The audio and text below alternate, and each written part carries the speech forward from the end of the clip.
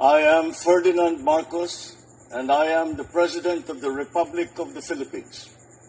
I stand today on behalf of 110 million Filipinos. Hello people and hello universe. Hi everyone, it's me again. Shoutout sa inyo mga kababayan. Alam nyo, may in-upload ako dyan sa salaysay ni Mr. Edgar Matubato. Ngayon naman mga kababayan, hinahanap ko ito talaga yung fully statement ni Mr. Las Cañas nung siya ay nag-testify dyan sa Senado, no, na talagang nakakakilabot. At dito nyo rin, no, malalaman kung gaano kasama si dating Pangulong Duterte, no. So hindi ko alam kung bakit ay naging pangulo ito. Minsan naiisip ko kasalanan ito ni Senator Amy. Bakit? Kasi inendorso niya sa Marcos loyalist kung bakit naging pangulo yan, no? Kaya dito nyo makikita, no, sa salaysay ni Mr. Las Cañas, ang tao pala guys, pag madumi na ang pagkatao sa pagpapatay, nakukonsensya. Kaya nagsalita siya. Medyo matagal na ito mga kababayan, pero sabi nga natin, time will come na ang kasamaan ng isang tao mabubunyag sa pagdating ng mga panahon. Although nabunyag ito, pero walang magagawa that time kasi si Digong na ang pangulo. Pero ngayon, no, mayroon tayong bagong administrasyon na talagang fair naman ang batas sa lahat. Walang sinisino-sino. Kaya ito na yung pagkakataon na sana, no, wish ko at ipagdasal natin na pagbayaran ni dating Pangulong Duterte ang kanyang kasamaan at ang kanyang mga taong kinitil, no. Alam nyo itong mga pulis na ito guys, matitino ito, kaya sabi ko depende sa pinuno kung madugas, at inutos niya na dugasin ang mga taong ayaw niya, talagang sigurado magiging abusado yung mga ibang pulis tulad ni Mr. Las Cañas, di ba? At dahil din yan sa reward system. Totoo pala yung mga sinasabi dyan sa Quadcom. So dahil dito mga kababayan, para kompleto detalyado, nakakakilabot guys, pero ito na yung pagkakataon na sana sa mga nabiktima ni dating Pangulong Duterte, magsampa na po kayo ng kaso. Para nang sa ganyon, makabawi kayo at makamtan ang hustisya sa mga nabiktima sa EJK, sa war on drugs niya, at noong siya ay naging mayor pa. Totoo pala yung quarry, mga kababayan, na tinatapunan pala ng patay, no? Doon sa isang salaysay ni Mr. Las Cañas, i-upload ko din yun. Pero ito yung statement niya nung nag-witness siya, attend siya sa hearing ng Senado that time. So, para kompleto detalyado guys, pakinggan nyo ito. Courtesy po ng Rappler ito, So you again guys on my next upload video. Bye. And babus, God bless Philippines. Eto na. Cañas, 56-year-old, isa pong retiradong pulis na membro ng Davao City Police Office. Ako po ay pinanganak at tubong Davao City. Dito po sa gagawin kong isang public confession. Ito po ay pagsunod ko po sa kagustuhan ng Diyos at labis na takot sa Diyos, pagmahal sa bansa natin at sa sarili ko pong konsensya. Dahil po dito po nagwakas ang blind obedience and loyalty ko sa isang tao, kay Mayor Rodrigo Roa Duterte, na ngayon po ay presidente ng bansa natin. Dito po, una ko pong tatalakayin ang mga sinasabi ni Edgar Matubato. Totoo po ang existence ng Davao Death Squad or DDS. Si Edgar po ay isa sa membro namin at isa po ako sa pasimuno nito. Ang pag-umpisa po ng Davao Death Squad, before po ito nag-umpisa, sa una pong pag-upo ni Mayor Duterte bilang mayor ng Davao City, ay nag-umpisa na po kami na tinatawag ng salvaging ng mga tao. Ito po ay mga suspect na gumagawa ng krimen sa Davao about illegal drugs. Na-implementa na po namin ang personal po na utos ni Mayor Rody Duterte sa amin. Lumabas po ang pangalan na Davao Death Squad nung ni-raid namin yung isang drug den sa Bacaca Heights, Davao City. Dito po, ang City Director ng Davao, kung hindi ako nagkakamali, ay si Colonel Isidro Lapina. Dito po nataasan si Major Ildefonso Asintista na mag-compose ng grupo na gagawa ng assault dito sa bahay ng isang Alan Tancio na believed to be a drug lord. Nag-compose po kami ng grupo. Ako po, si Major Asintista, SPO3 Jerry Baguhin, SPO4 Paulincio Pabo, SPO1 Jim Tan, SPO1 Junito Ubales, at may iba pa po. At dito, kinuha po namin ang serbisyo na tinatawag na rebel returnees na galing sa Agdao area. Ito po ay lead by one Chris Lanay. Nitrain po namin sila sa pag-assault sa bahay na yon doon po sa Laod Quarry. Lead by SPO4 Bin Laod. After 5 days of training, ni-raid namin yung bahay ni Alan Tancio. Lead by Chris Lanay at saka yung mga dating rebel returnees ng New People's Army. Dito po, napatay ang katulong ni Alan Tancio. Wala po kaming nakuhang shabu.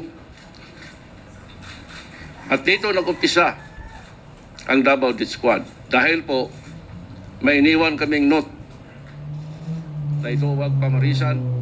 And then nakalagay doon, Davao Death Squad. Ito po ang umpisa.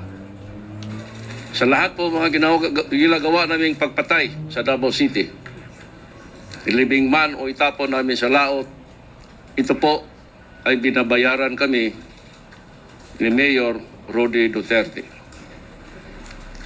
Kadalasan 20,000, minsan 50,000, at depende po sa status ng target, minsan 100,000.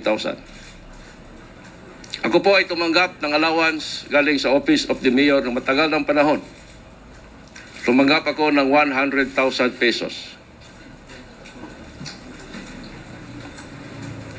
Una ko po tatalakayin yung sinabi ni Edgar Matubato noon sa Senado. Yun po ang bombing ng mga Muslim mosque. Ito po ay totoo. Isa po ako sa inutusan ni Mayor Rody Duterte personal. Ako, si Major Makasait, Major Asintista, SPO4 Bin Laod, SPO4 Desiderio Clorebel, SPO4 the late Boy Pabo, SPO3 Cherry Baguhin, SPO3 Teodoro Pagidopon, and SPO2 June Narisma. Nung nangyari po ang pagbomba sa San Pedro Cathedral, kung hindi ako nagkamali, 2 days after, pumunta si Mayor Rody sa opisina ng anti-crime group. At dahil kami po ang core group, kami lang po ang personal na inutusan niya na gumanti sa pagbomba ng San Pedro Cathedral sa pamamagitan ng pagbomba sa mga Muslim mosques na within the EOR of Davao City. Hinati po ang grupo namin sa 3 group with the support of the rebel returnees group. Ang grupo ko po ay pinangunahan ni SPO4 Dick Loribel, ako, si SPO4 Boy Pabo at isang RRA o Rebel Returnee na tinatawag namin na Force Multiplier. Nasahin po kami na bombahin ang Kamamara Muslim Mosque along the Diversion Road ng Davao City. Binomba po namin ang Kamamara Mosque gamit ang granada. Yung grupo ni Edgar, sa ibang sulok sila ng Davao City. And then po, the following day, nag-announce po si former Senator Nini Pimentel na merong anarchy sa Davao City. And then dahil po doon, nagbigay sa amin ng instruction ang task group commander namin na si dating Major Makasait na to stop the bombing operation. Baka magkaroon ng isang Senate inquiry.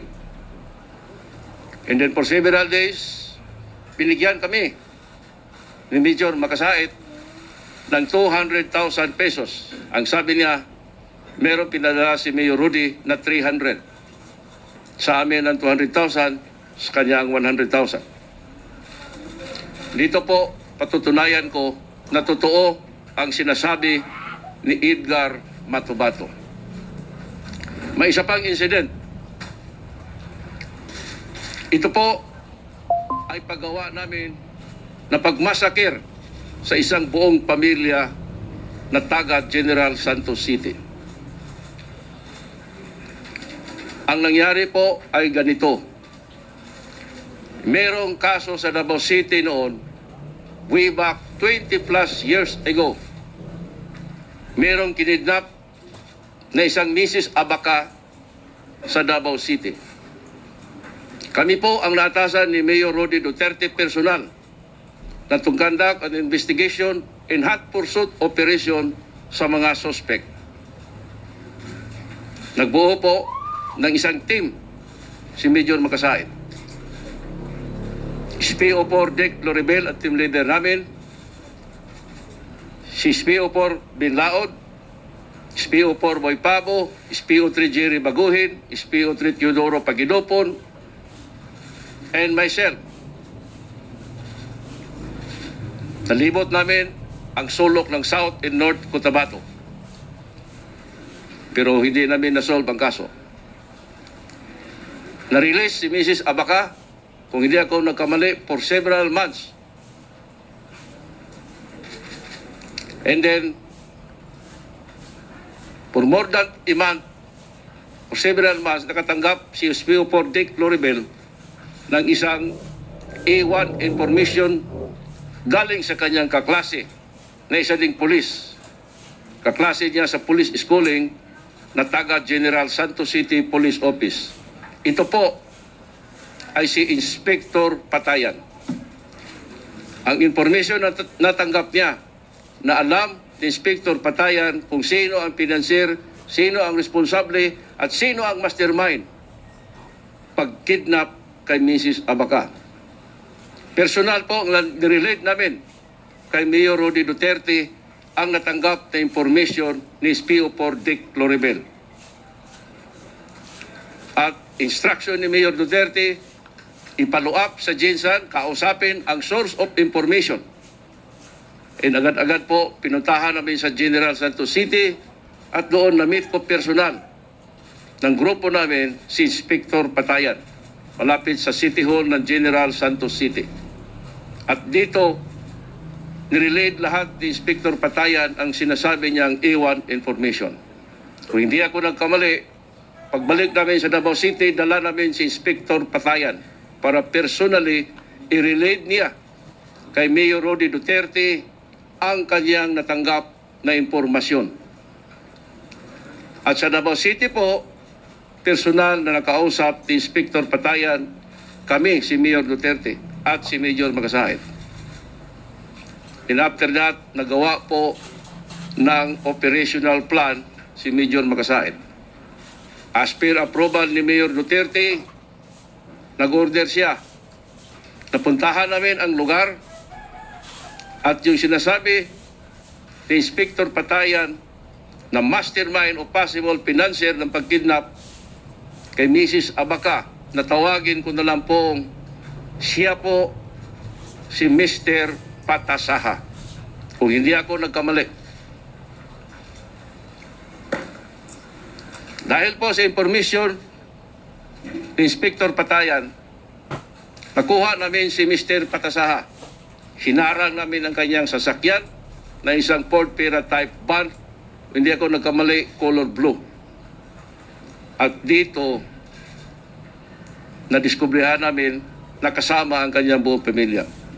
Yung kanyang buntis na asawa na 7-month-old, ang kanyang anak na 4 o 5-year-old, ang kanyang manugang na 70-plus-year-old na lalaki, ang kanyang katulong na babae, at ang kanyang helper na lalaki na on board sa likod ng sasakyan. Kinuha namin si Mr. Patasayan, ako ang nag-drive sa kanyang sasakyan, nilipat namin ang kanyang misis sa likod ng kanyang sasakyan. Nasa front, pinagitnaan namin siya ni SPO4 Bin Laon. As per order po ng team leader namin na si Dick Floribel, dinala namin ang sasakyan going to Davao City. Pero while on mobiling, nag-order si SPO4 Floribel. Nung lumabas na kami sa siyudad ng General Santos City, going to Malongan area ng Sarangani Province, tinabi ko ang sasakyan.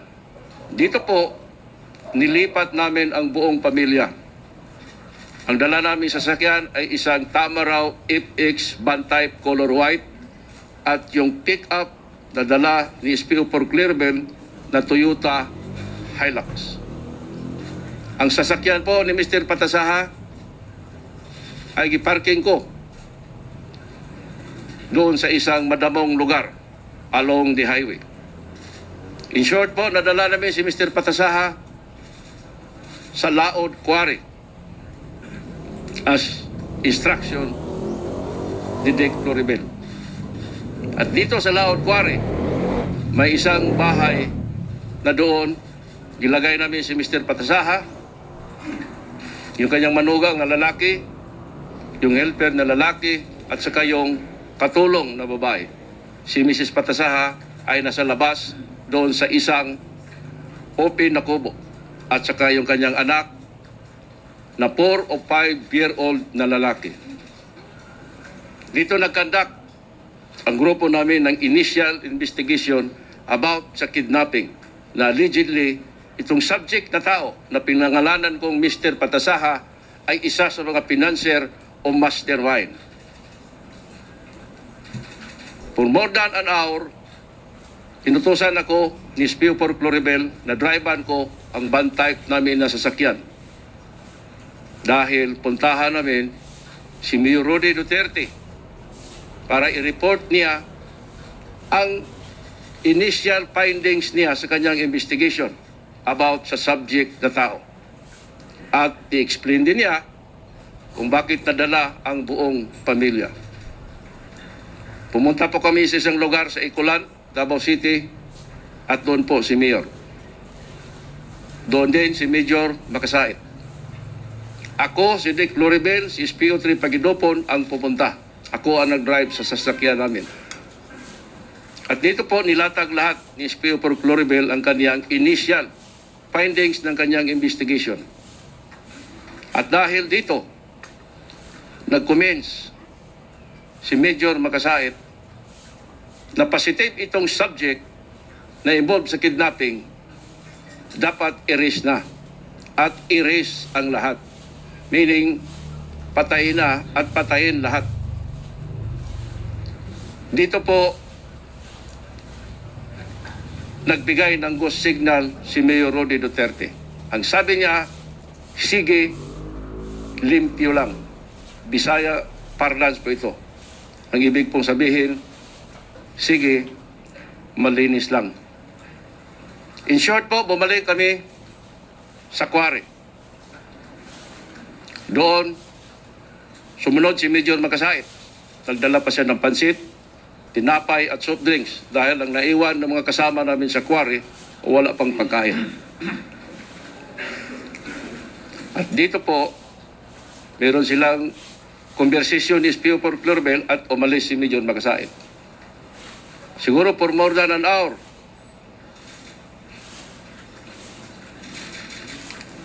Nag-confirm sa amin si SPO for Clorbel na very clear ang order ni Mayor Rody Duterte. Erase lahat.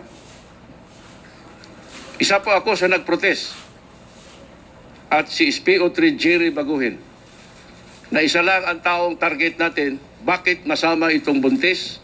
Masama itong anak na 4-year-old? Masama itong matanda? At masama itong dalawang katulong na lalaki at babae? At dahil sa pag-insist ko po at walang sumuporta, hiningi ko na lang ang bata na lalaki. Nadalhin ko ito sa Butuan City at doon iwanan ko sa isang bus terminal. Sumuporta sa akin si SPO3 Jerry Baguhin. Pero isa sa grupo namin na nag-comments na paglaki ng batang iyan, makikilala pa rin niya ang mukha namin.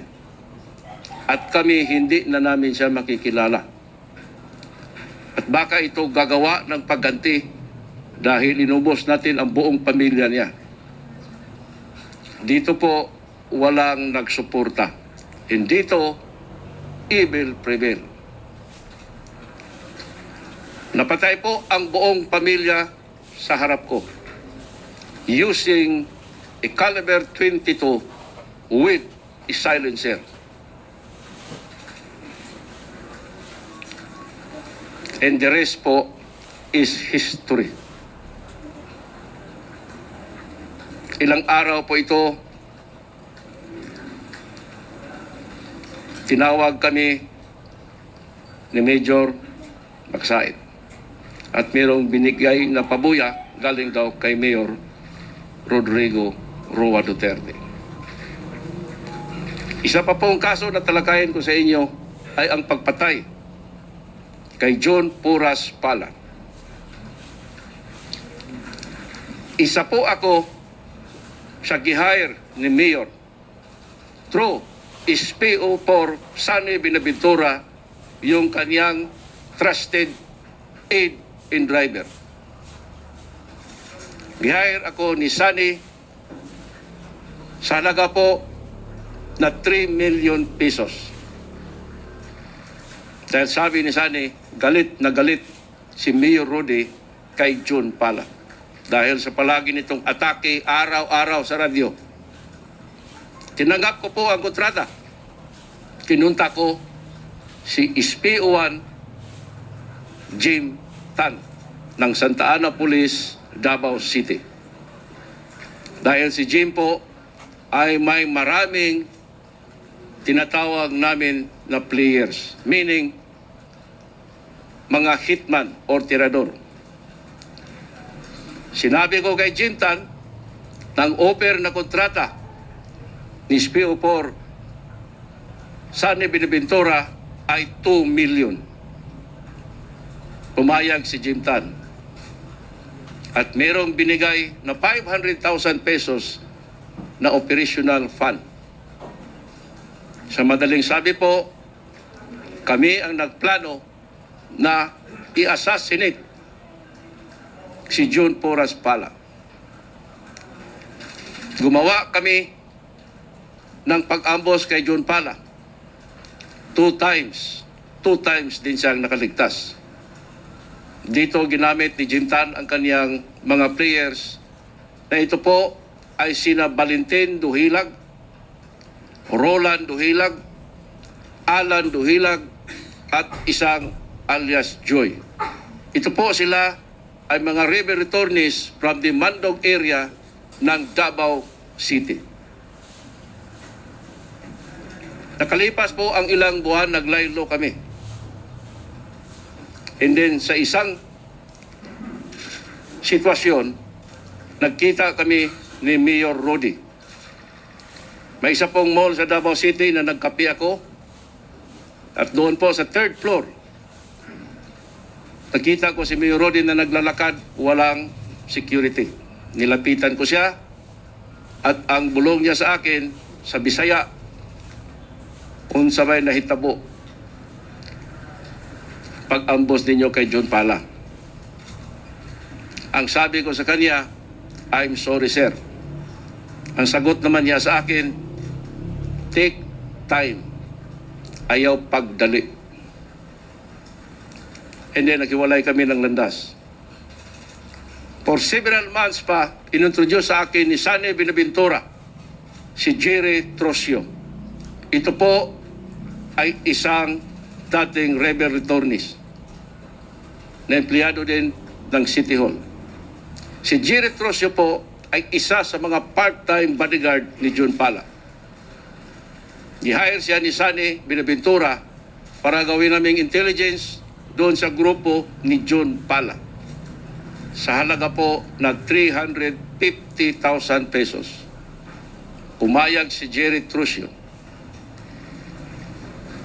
At dito po, nagkaroon kami ng malinaw na idea doon sa weakest point ni John Pala. At sa madaling sabi po, isang gabi, nagbigay sa amin si Jerry ng impormasyon na si John Pala ay maglaro ng tungit sa kanyang kapitbahay. At dito kasama si Jerry. Ang gagawin lang niyang signal ay 2 missed calls. Nangyari po ito. Tinawagan ko po si Jim Tan. Meron din kaming code na it's showtime. Proceed si Jim Tan on board sa isang Toyota Tamaraw FX na 4 doors. Kasama po itong Duhilag Brothers. In short of the story, napatay si John Pala. 2 days after, binigyan kami ni Mayor Rodi Duterte through SPO4 Sane Binaventura ng 3 million pesos. Hinatay namin ni Sane Binaventura ang 1 million and then gipresent ko kay Jim Tan ang 2 million pesos. Binigay ni Jim Tan sa akin ang 1 million, kay Jim Tan ang 1 million. Para sa kanya at sa kanyang players. At for several months, kung hindi ako nagkamali, tinawag ako ni Sane Binaventura through cellphone, nag-advise sa akin na mag-proceed sa bahay ng girlfriend ni Mayor Rodi Duterte sa Ecolan. Kasi doon, pagbigay pa si Mayor Rodi ng bonus sa amin. Ang sabi ko kay Sani, pagsama ba kami? Sabi niya, tapos na ako. Kunin mo ang 1 million mo doon. Pumunta ako mag-isa. Pumasok ako sa bahay. At doon, sinabi ni Mayor Rodi sa akin, ang 1 million. Sabi niya, 1 million. Tinanggap ko at sabi ko, salamat sir. And then, umalis ako. Ito po ang buong katotohanan sa Pala murder case. Consider na po ito ngayon assault. Isa ako sa nagpatay kay John Pala. Isa pa po tatalakayin ko na kaso ay ito po ang tao na pinahuli sa amin ni Mayor Rodi Duterte. Ito po ay notorious na dating sundalo ng Philippine Constabulary. Nabanggit po ito ni Edgar. Ito si John Bersabal. Samal, recorded po ito ng polis ng Samal. Dahil ang pag-aresto po namin ay covered kami ng warrant of arrest. At dito po, dinala namin siya personal kay Mayor Rodi Duterte. At dito nakausap siya ni Mayor at minura ni Mayor Rodi. Ang sabi ni Mayor sa amin, in Bisayang parlance, lubaan na ninyo. Meaning, patayin nyo na yan. Dito nahirapan kami kasi na-present ito sa Kaputian Police. Ang kasama ko po na nag-present sa kanya, si SPO3 Jerry Baguhin, si SPO4 Boy Pabo. At dito po, nahirapan kami. Pero ang ginawa namin, pinuntahan namin, ang Chief of Police ng Sigaboy Police Station. Kasi dito po, na-issue ang warrant of arrest from the Davao Oriental Court. Dahil dito, kinausap namin ang station commander ng Sigaboy, na noon po ay si Inspector Romel Mitra. Dito po, binigay namin kang Inspector Mitra ang gusto ni Mayor. Pumayag po si Inspector Mitra dahil notorious nga itong taong ito, si John Bersabal. Sabi namin kay Inspector Mitra, pirmahan mo lang yung logbook namin na you receive the living body of John Bersabal. Pagkatapos nito, isenaryo mo mamayang gabi na si John Bersabal ay naka-escape. Dahil sa gabi ngayon, pag-uwi namin ng Davao, along the way, itatapo namin ang katawan ni John Bersabal. Nangyari po ito. Nakita si John Bersabal, banda ng Compostela Valley, patay na. Dito po, nakasuhan po kami at ang Sigaboy Police. Tinatawag kami sa Commission on Human Rights ng Davao City.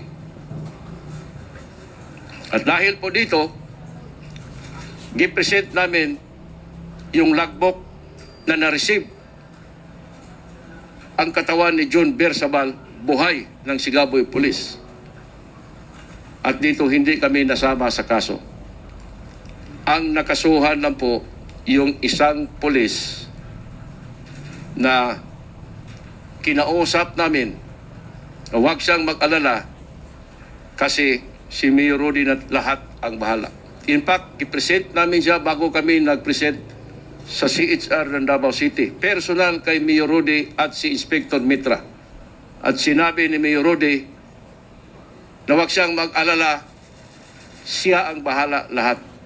Pati na sa kanyang salary sa pulis na mawala kung masuspended siya. At dahil po doon sa kaso niya sa human rights, na-suspended itong pulis na ito. Pagkaalam ko, 6 months. Pero kontinto naman siya sa kanyang suspension. Ito po ang buong katotohanan. Isa pa po, dahil po sa may blind loyalty and obedience kay Mayor Rudy Duterte at sa kanyang campaign against criminality and illegal drugs, dito po nakagawa ako ng isang illegal judgment call that led to the untimely death of my 2 brothers. Sila po ay involved sa illegal drugs. Gumamit ng illegal drugs at nagproteksyon. Napakasakit po ang ginawa kong desisyon. Wala po nakakaalam nito except ako lang. Alam ko ngayon, yung mga pamangkin ko, na nalaman nila na isa ako sa instrumento sa pagkapatay ng 2 kong kapatid, si Cecilio at si Fernando. Tanggap ko po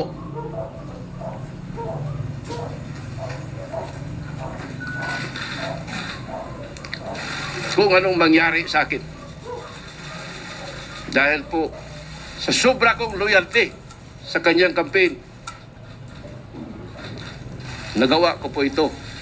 Sarili kong 2 kapatid, pinapatay ko.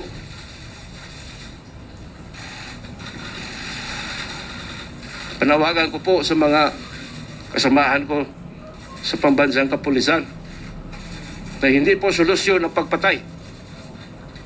Managot po tayo sa batas ng tao at batas ng Diyos. Usigin tayo ng konsensya natin. Tama. Hanggang sa katapusan ng angka natin.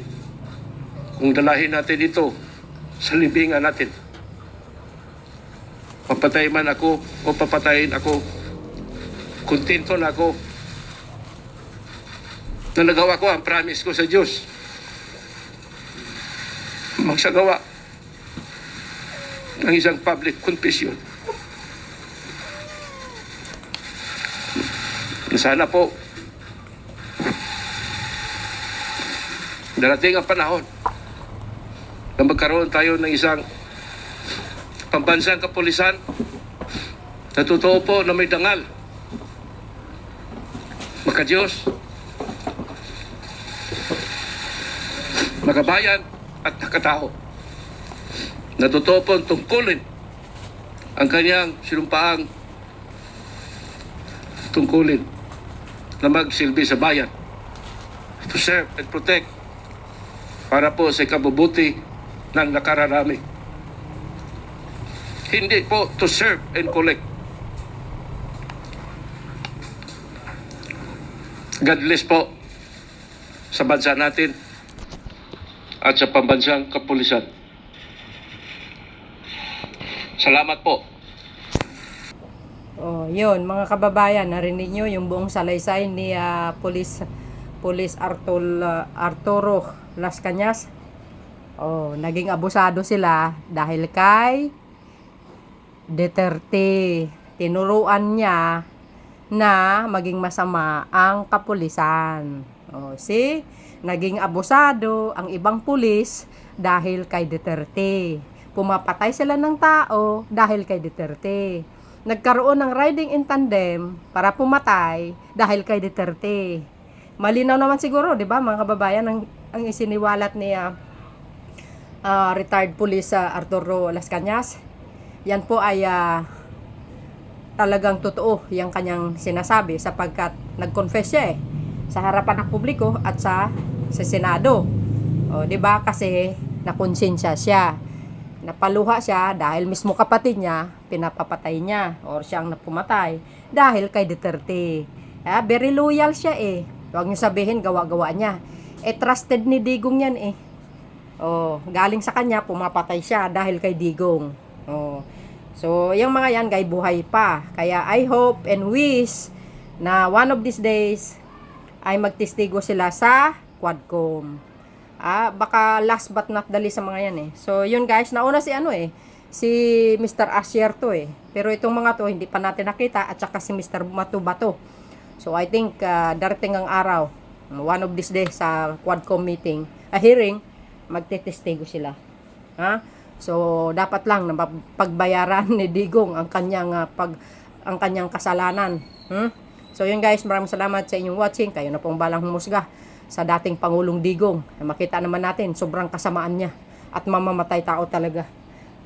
Isa na rin yung niya, yung siyang anak niya.